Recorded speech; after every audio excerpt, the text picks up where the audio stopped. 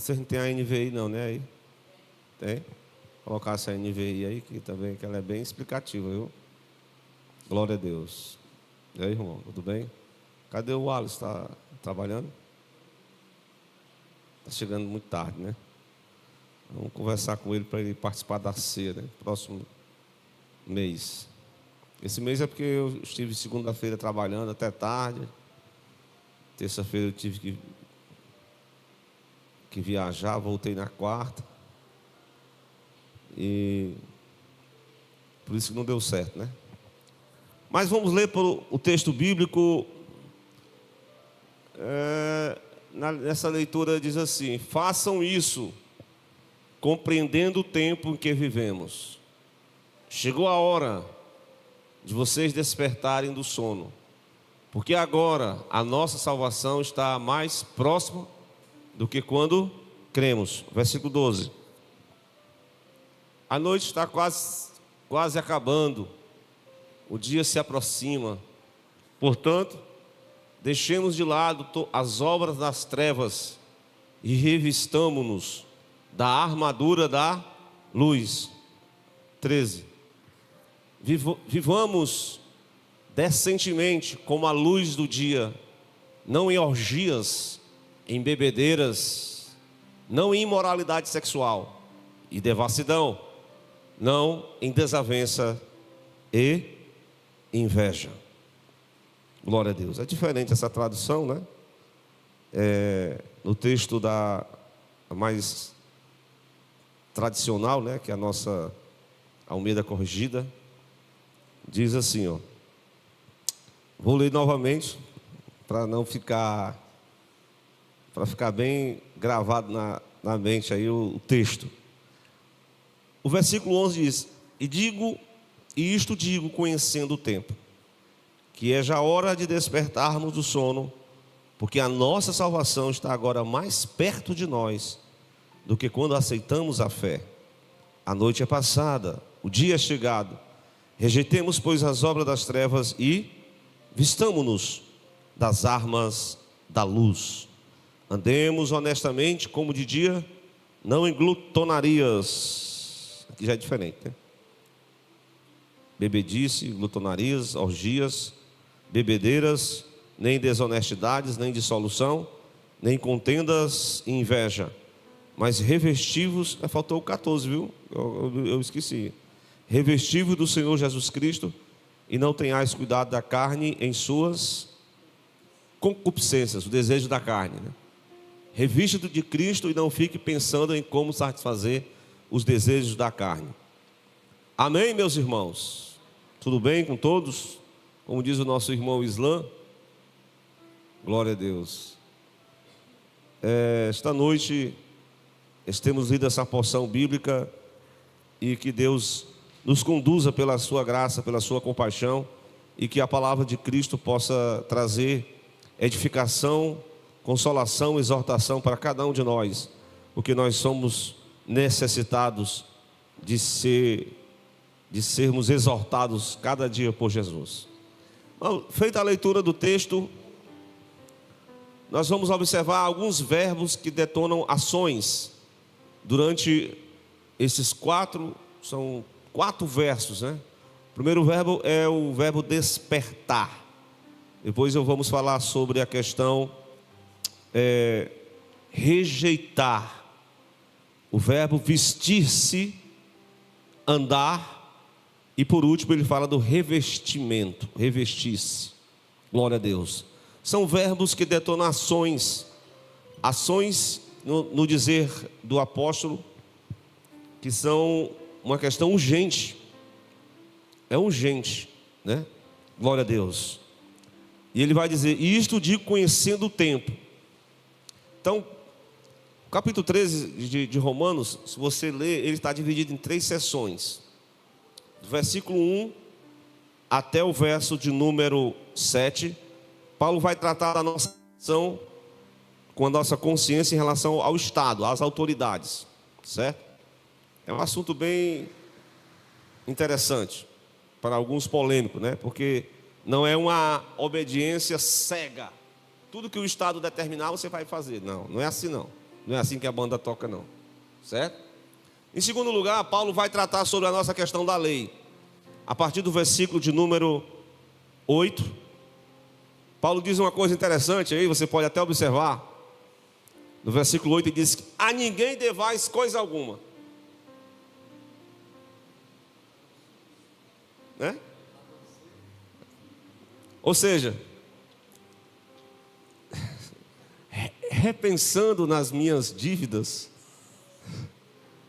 a quem que eu estou devendo? Às vezes é a revista Escola Dominical, é a conta lá da mercearia, é o cartão de crédito que você foi para o SPC, Serasa. Paulo diz: a ninguém devais coisa alguma. Só tem uma coisa que você tem que ficar devendo para os irmãos. E o que é?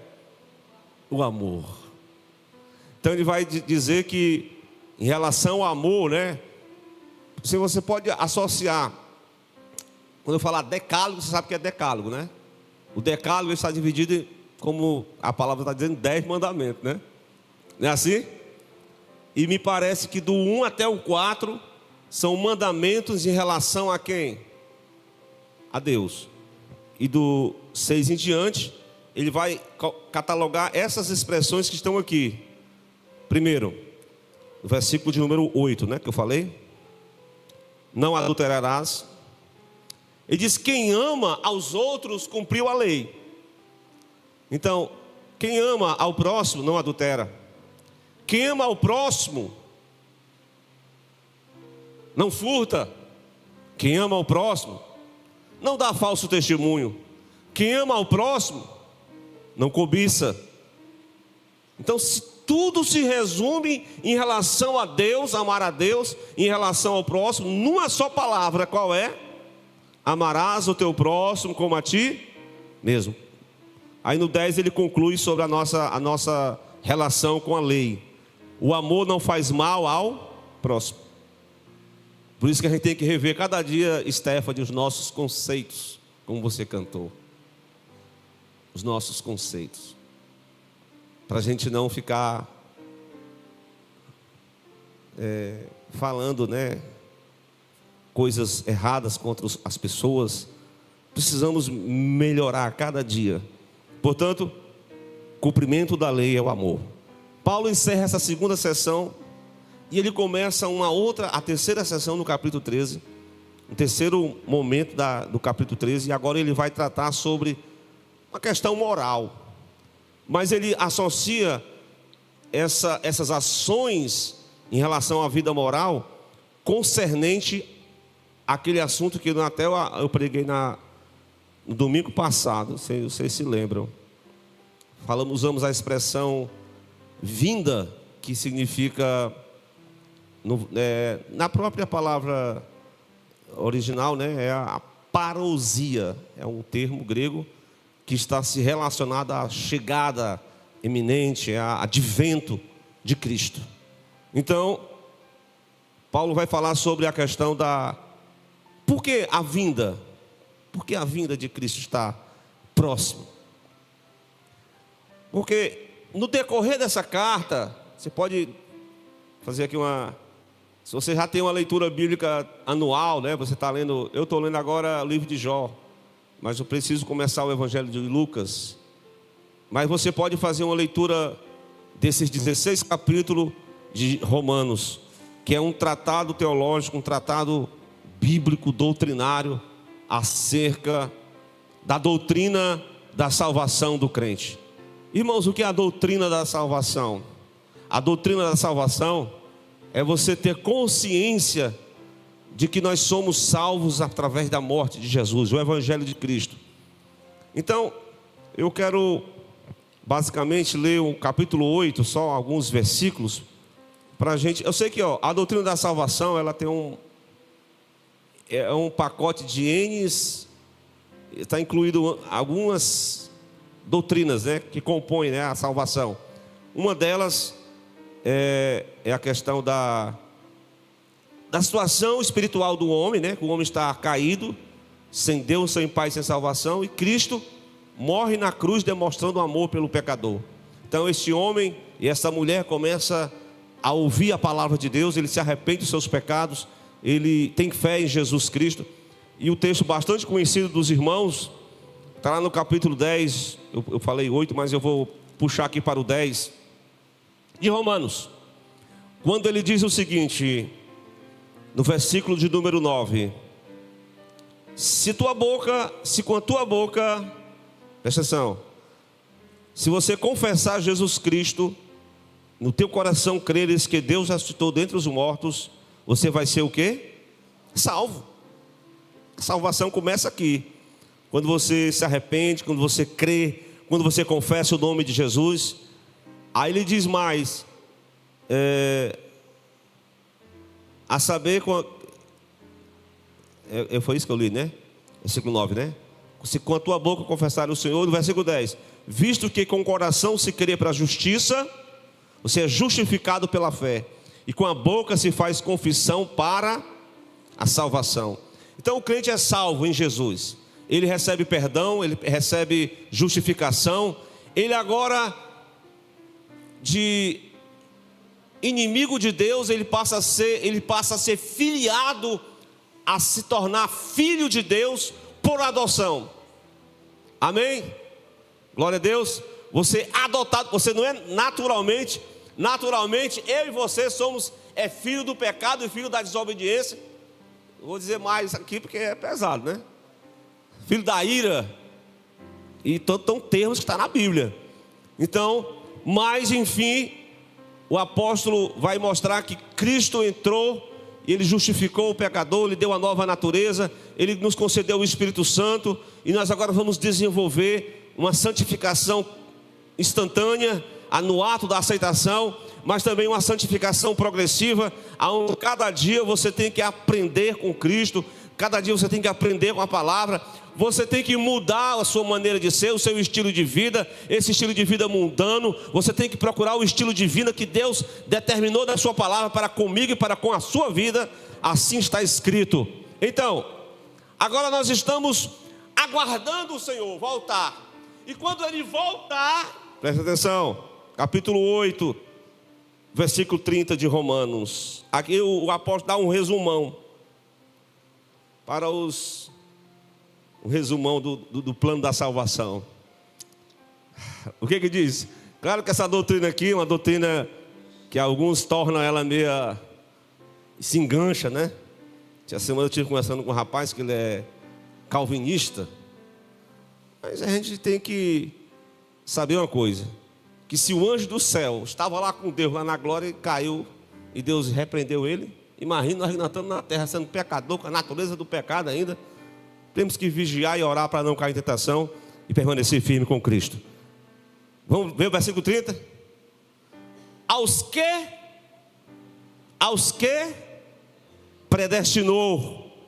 Essa predestinação aqui não é algo assim, eu vou escolher o Júnior, o Paiva, mas não vou escolher o Islã, não. Não é assim, não. Eu não acredito, não. Eu acredito que Ele dá a oportunidade, o Espírito Santo vai convencendo o pecador e ele vai respondendo ao plano da salvação. Presta atenção. Aos que predestinou, a estes também chamou. Aos que chamou, a estes também justificou. E aos que justificou, a estes também glorificou. Quando é que vai ter essa glorificação, irmão, em Cristo Wellington? Quando é que vai ter? Quando Cristo voltar. Quando Cristo voltar. Repare o versículo 23 do capítulo 8. O 23 diz o quê? E não só ela, mas mesmo nós temos as primícias do Espírito.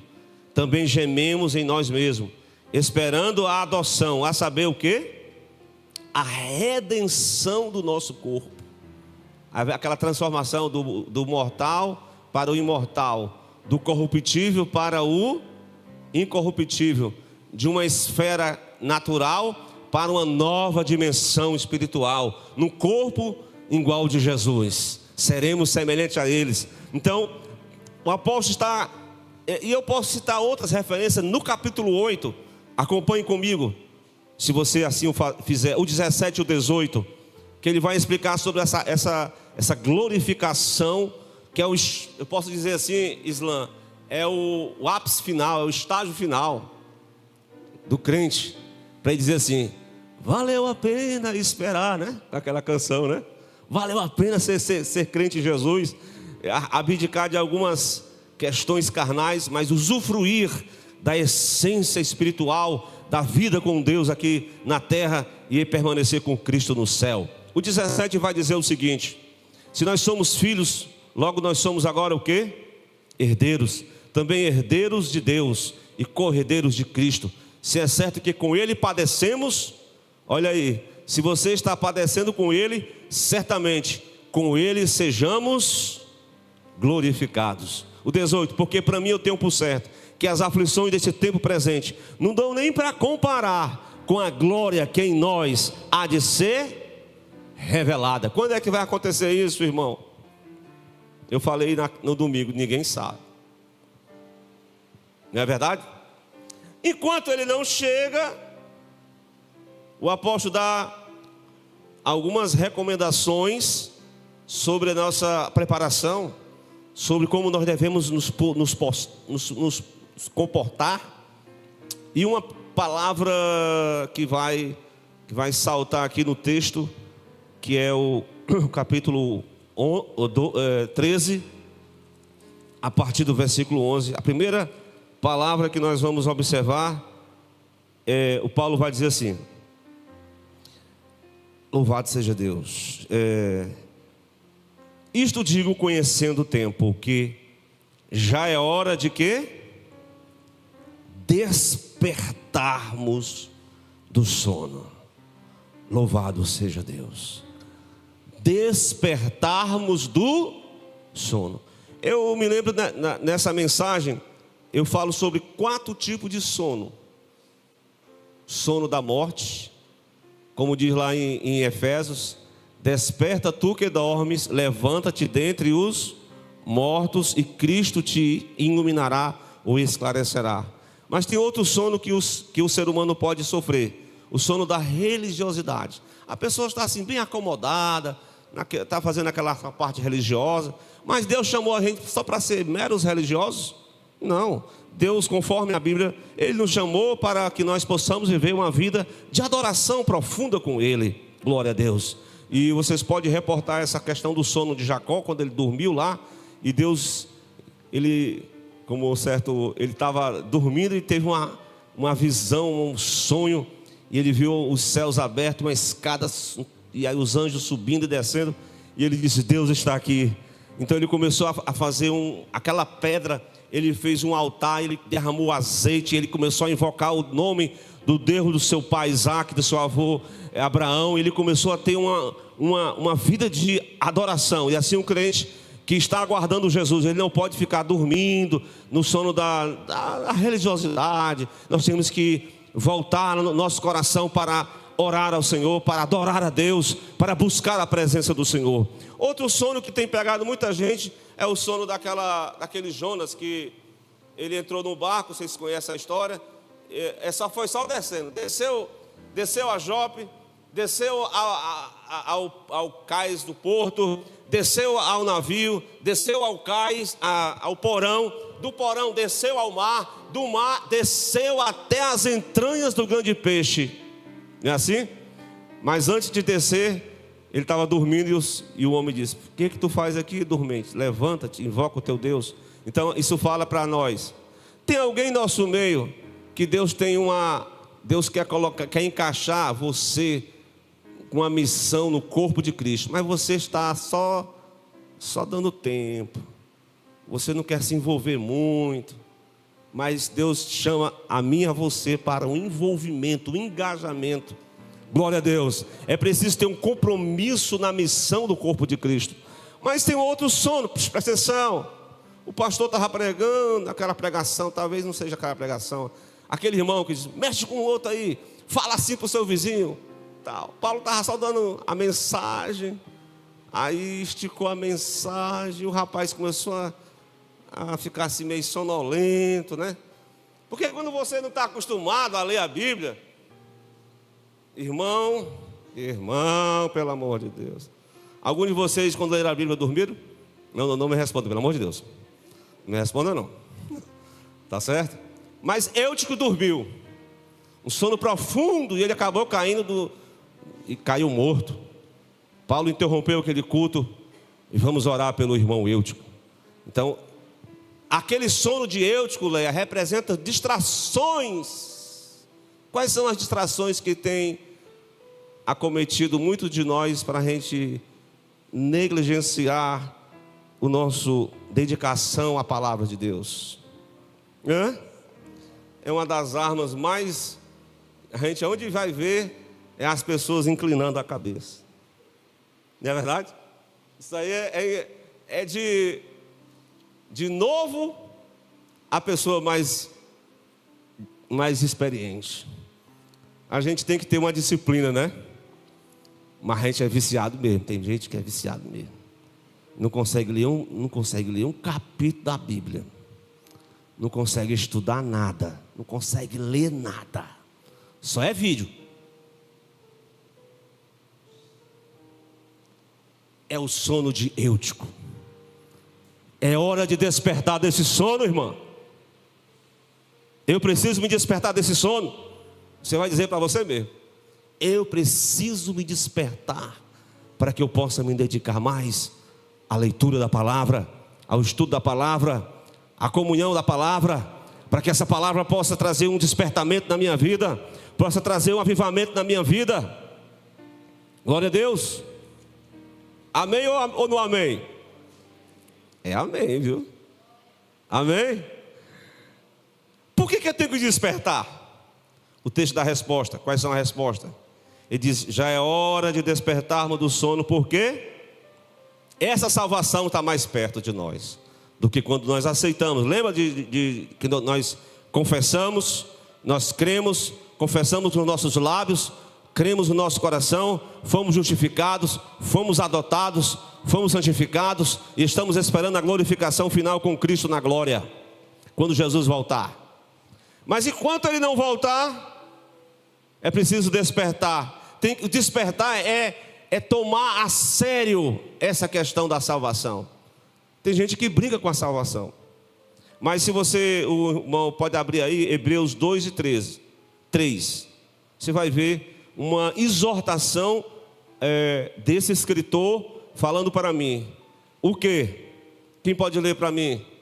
Ele faz uma pergunta, irmão Adailton: como você e eu escaparemos? Você tem como escapar? Se negligenciarmos tão grande salvação, como é que nós vamos escapar? Se nós formos negligentes, se nós formos omissos, que nós acomodarmos, se nós relaxarmos, se nós formos negligentes na obra de Deus, como escaparemos nós se não levarmos a sério a questão da salvação?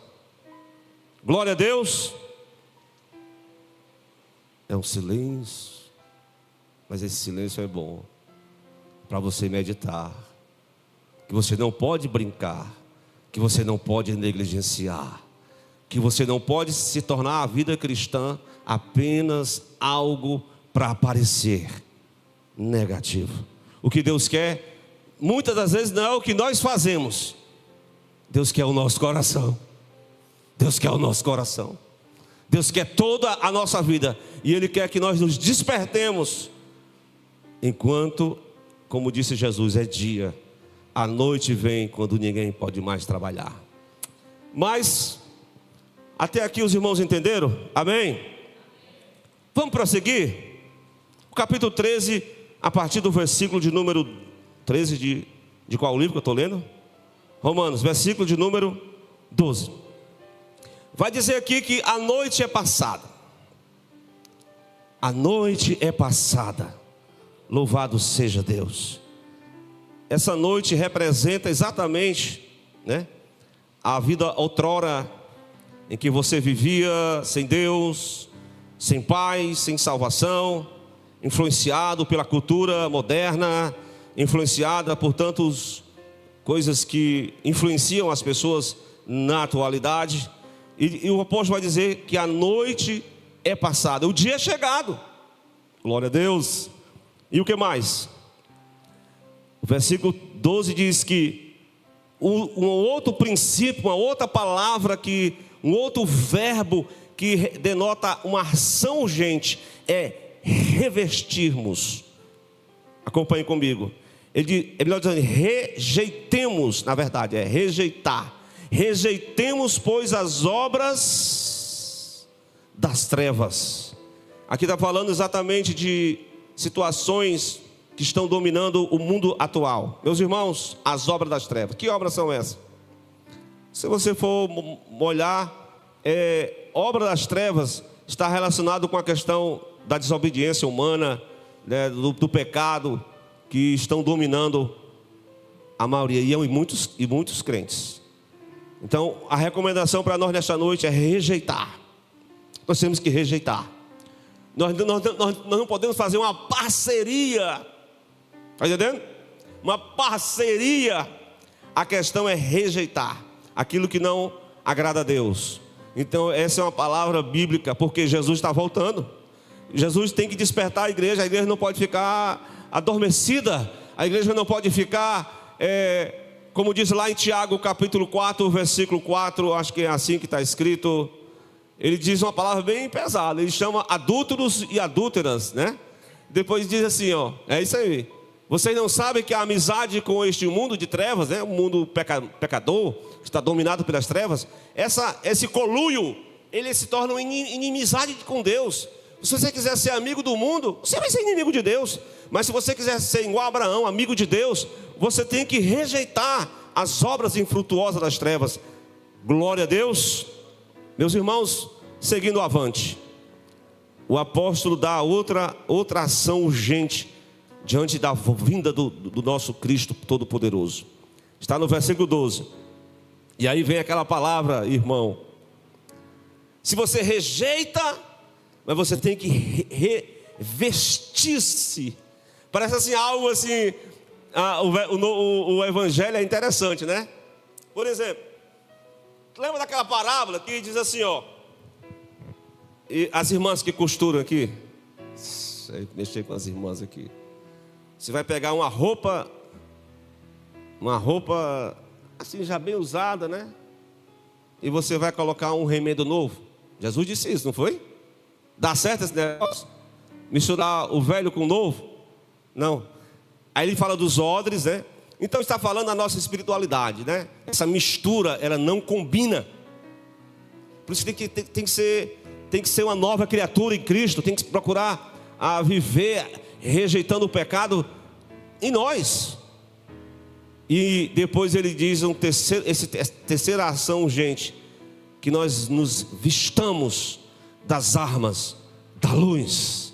Vistamo-nos das armas da luz. Foi até um tema de um congresso lá na Jardim Acácia, aí ela lembra disso. Vestir-se das armas da luz. Quem conhece quais são as armas da luz, né? Elas estão disponíveis para todo crente? Estão? Pastor, quais são as armas que eu posso usar? Vamos ler lá Efésios 6, que você vai se engajar. Ali tem tudo a ver com o pacote da salvação. Não é verdade? Porque ele protege a cabeça, capacete, os pés, né? Você tem que estar firmado os seus pés no Evangelho, os calçados do Evangelho da paz. Você tem que se revestir da couraça da justiça. Quem tem justiça própria aqui? Ninguém. Nós temos a justiça de Cristo. Você tem que procurar o revestimento, principalmente também da proteção divina, proteger a sua vida espiritual com a fé em Jesus Cristo. Somente a fé em Jesus Cristo te dá a capacitação, é uma arma. E além disso, a palavra do Senhor é outra arma. E tantas coisas, a oração. Mas infelizmente, irmã em Cristo, a oração tem sido umas armas desprezadas por muitos de nós. Não é verdade, irmã Vilani? A oração, muitos de nós temos desprezado a oração. Às vezes a gente ora só aquela oração assim meia boca. Jesus, estou aqui, amém. Abençoa todo mundo num pacote só. Abençoa todo mundo num pacote só. Irmão, às vezes você se dedica tanto tempo com tanta coisa. E qual o mínimo tempo que você que eu e você temos dedicado, eu e você, eu me incluo nessa palavra, viu? Eu não sou o bonzão aqui da hora, não. Eu preciso orar. Mas às vezes a gente perde tanto tempo com coisas que não convém. E como é que está a nossa vida de oração, irmão? Pastor, eu tenho orado tão pouco. Eu não oro nem mais por mim. 6 horas por mim? Não é o crente 6 horas, né? Irmão, você pode pedir oração para todo mundo, mas você também tem que orar. Pastor, quando é que tem oração aqui na igreja? Quando é, irmão, que tem oração aqui na igreja? O irmão vai dar um aviso. Eu estou só dando uma... Irmão, amanhã vai ter oração das mulheres. E os homens não oram, não? E só as mesmas mulheres. Não vê cara nova, só as mesmas. Eu escalava os irmãos para dar a palavra aqui, para ver se os irmãos vinham para a oração. Os irmãos só vêm se é escalado. Só vêm se for escalado.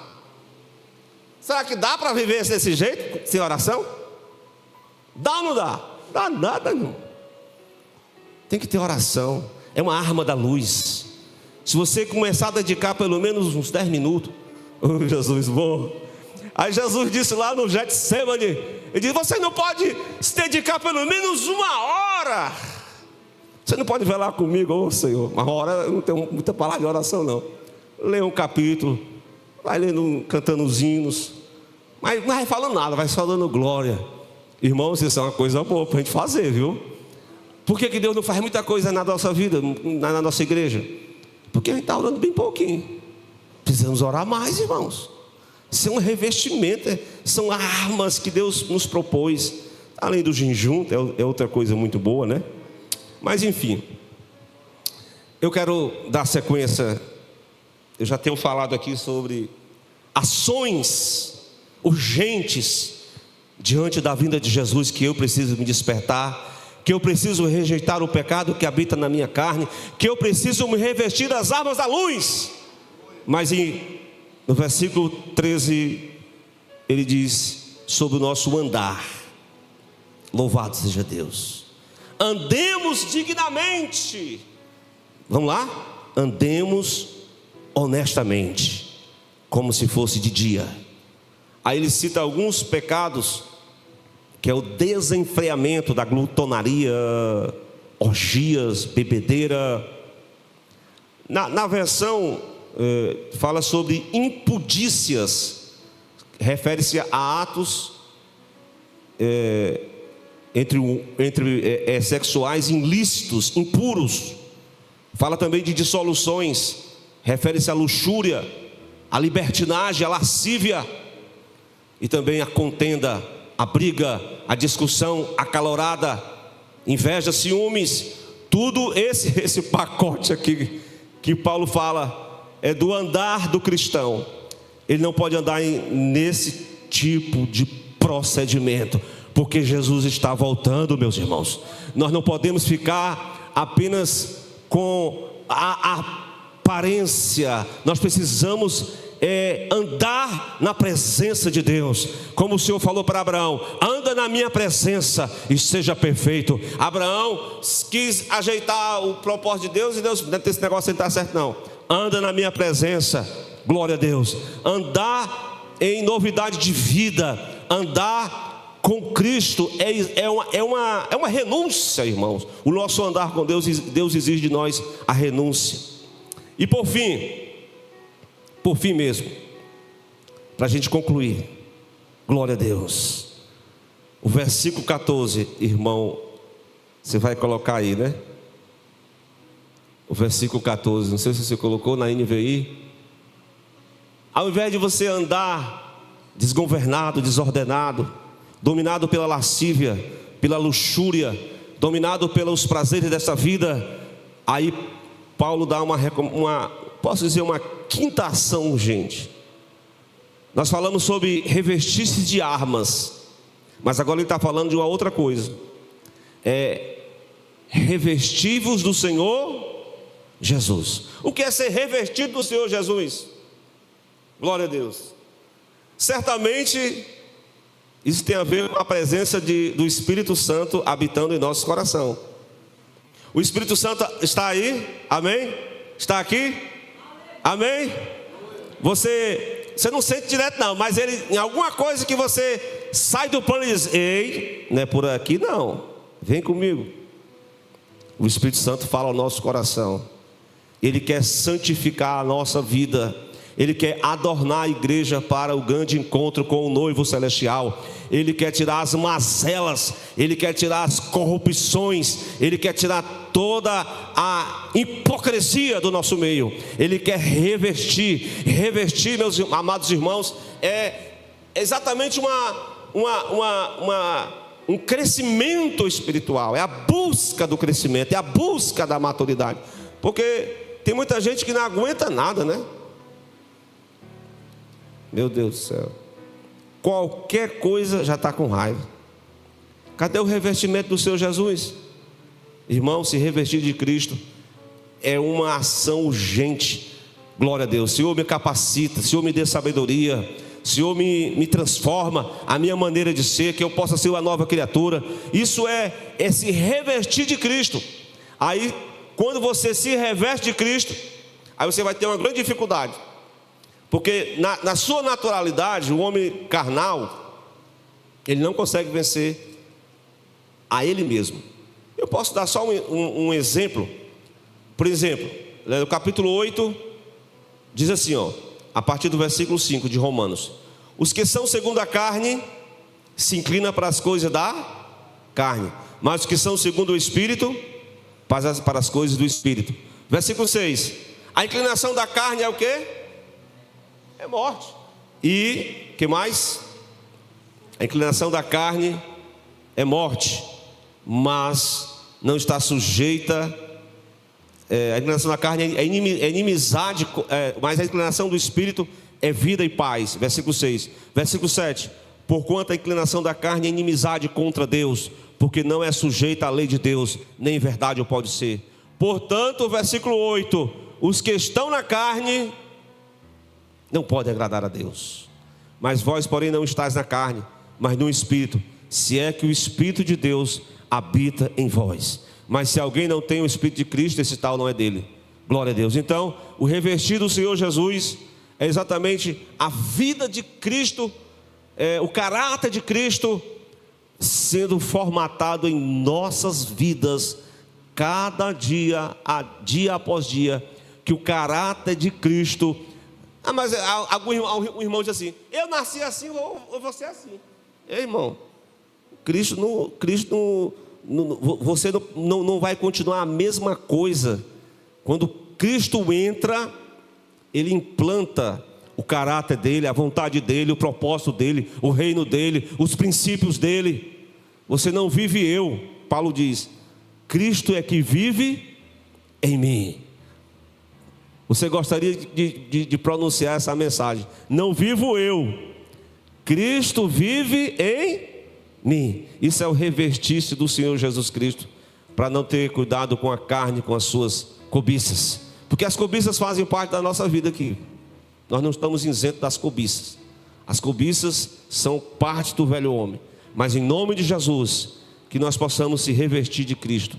Glória a Deus. Se revestir da palavra de Deus, buscar o Senhor em oração, fazer um propósito de jejum, buscar a Deus para estarmos preparados cada dia. Ninguém aqui é o tal. Nós somos carentes, como disse Davi: eu sou pobre e necessitado, mas o Senhor é quem cuida de cada um de nós. Amém?